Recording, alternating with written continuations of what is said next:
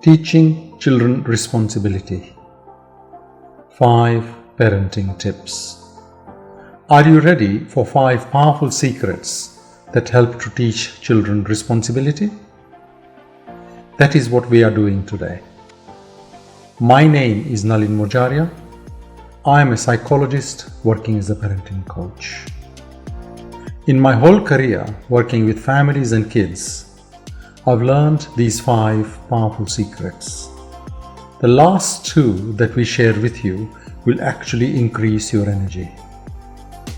The first secret to teaching your child responsibility might seem a little strange. It is that being present and breathing is more powerful than shouting. In fact, shouting can be called a parental trap. When we shout at our kids, they respond immediately, but they may not learn the lesson or forget it later on. The problem with shouting from a psychology point of view is that our kids are learning all the time, and shouting does not automatically help them learn anything new. It scares them into compliance, and it is also sending the message, I am out of control and I don't know what I'm doing, which does not help. So, when we are present and silently breathing, your kids start thinking, wait, that's silent, what's going on? It gets them thinking, and thinking is what we want. Think, not fight. That's one of the things that we teach on our empowering training. We want them to think, not fight. We can encourage them to think by simply being present and breathing. What does it tell you if I say, you can put away the toys after playing, or they will be in the corner for 2 hours and you can exchange them for a house chore, or after that I give them away to a charity. Either way, it is okay with me, and I am present for you if you have any questions. Suddenly they start thinking, should I have questions? What does mom know that I don't? It causes some curiosity, and that is what we want. We want them to think, not fight. Breathing is more powerful than shouting, and that is how we are going to get to responsibilities, by thinking. I said earlier that shouting is actually a fear mechanism, and it can become a compliance mechanism, not a learning mechanism. The second secret is, our children need to know that every choice has a consequence. What is the consequence of being organized? You get your homework done, you learn while you're doing your homework, and then build on that to learn more, and you feel good. What is the consequence of spending too much time on video games? You can't get your homework done, you struggle learning new stuff, and you get left behind in your class and you feel bad. Both of these choices have consequences, so every choice has a consequence. The better my choices, the better my consequences. If we help them see that consequences are tied to choices, then they start to mature by thinking, I am going to make some better choices, and so they are automatically learning responsibility. For example, let us say your child is not being able to catch the school bus because they got up late and didn't get to the student collection point in good time. You help them get to the public transport stop and let them take the public bus to get to school. When they complain, all you say is, I understand your frustration. If you like, I can help you to set up a system so you get up on time and catch the school bus. All they need to know, and all you need to do as a parent, is establish this. Every choice has a consequence.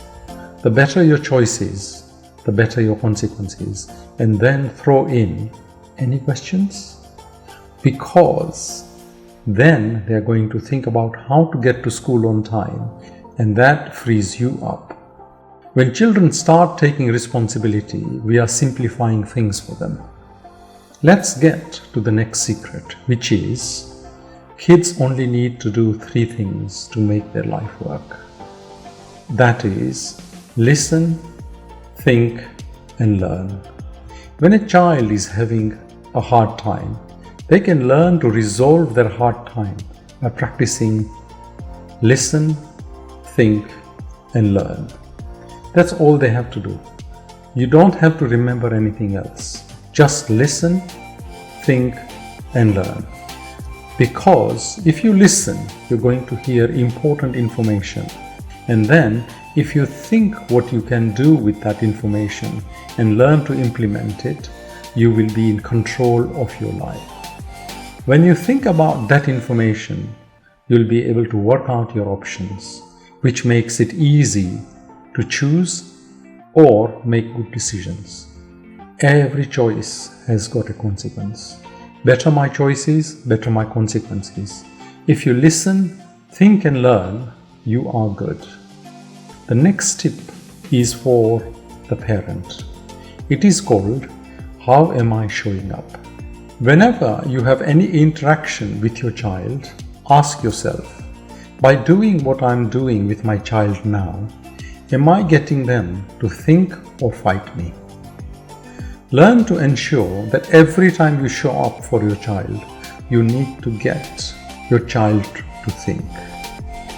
It will help to build their sense of responsibility and help them grow in the process.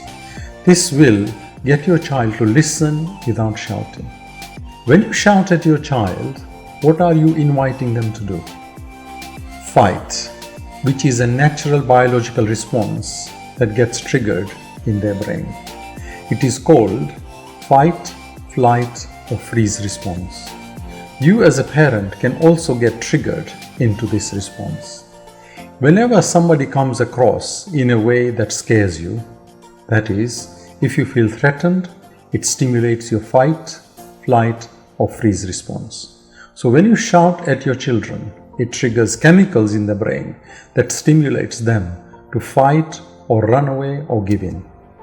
So that is why shouting is so problematic. Being present and breathing is more powerful than shouting because it's inviting thinking.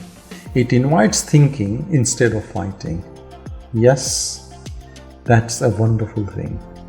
So parents are probably best served if they spend their time and energy on consequences versus trying to make sure the child cooperates by shouting.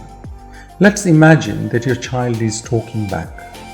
Hold yourself from taking action until you understand what is going on by taking a deep breath. Try to understand what is going on by being present for the child and giving your child the space to talk. If you are struggling with how to understand what your child is saying, make notes and use your resources such as Google to understand it. Google it. Then go back to your child with your understanding. Explore where you go forward with your child by looking at options. Help the child choose an option that benefits them and your family long term. In other words, present yourself as a person who moves forward with thinking, not fighting.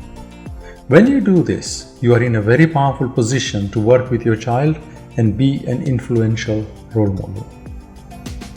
If you have friends or other people who could easily use this video, please take a moment to share this video with them and hit the subscribe button if you haven't already.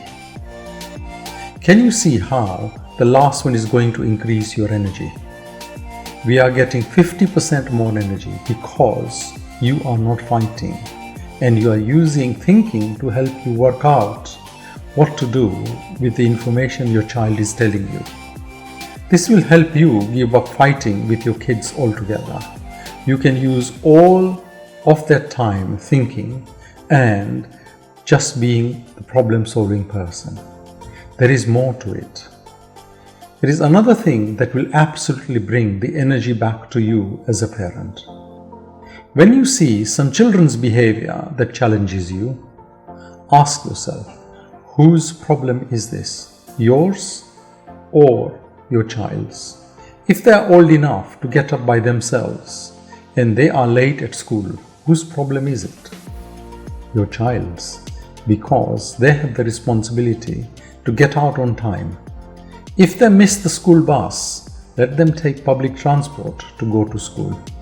You let them wait for the bus and see them get in, and then you can follow the bus in your own car to the school, but do not take responsibility for the child. If they agree to do some household chores at your family meeting and don't do the chores in the house, what happens? If you're constantly reminding your child to do the chores or the schoolwork or whatever, who has the problem? You have, because you call it reminding, but they call it nagging. So you need to recognize that it is your child's problem and you have a role to help them take responsibility. So stop nagging and start giving choices. What choices does the child have?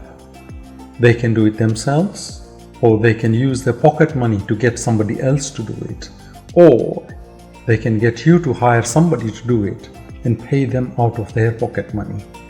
Whatever they choose is good with you.